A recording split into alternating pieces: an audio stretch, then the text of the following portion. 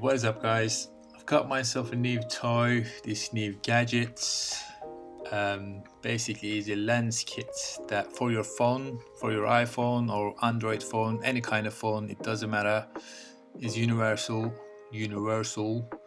So you can get these crazy close-up shots and also wide angle shots.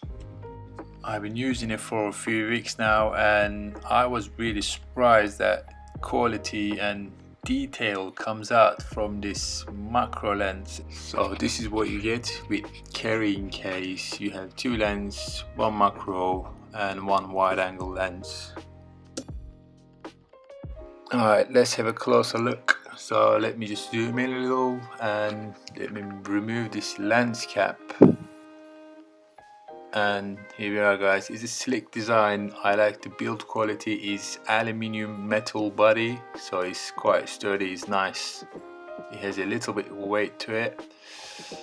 And this is the macro lens, which I'll be using 90% of the time, because it allows you to get this crazy depth of field looking pictures and videos, as you've seen earlier on my video. You can also remove this clip and it'll become more flat profile for carrying purposes, and there's a lens cap for back of the lens as well.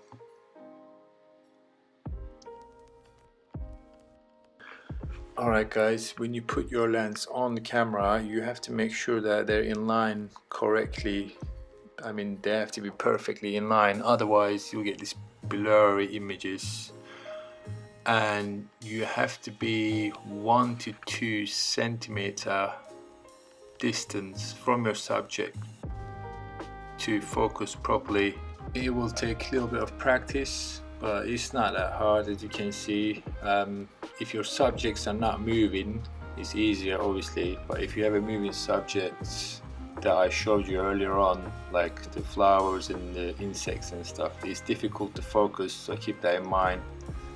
But when your subject still is, obviously it's much easier to focus. Right, don't freak out, guys. This is my eye. Look at the detail. This is crazy. It just comes out from your phone with this little lens.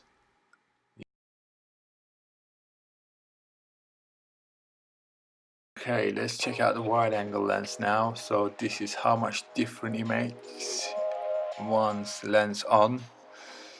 I'll show you the pictures in a sec, and this is without lens.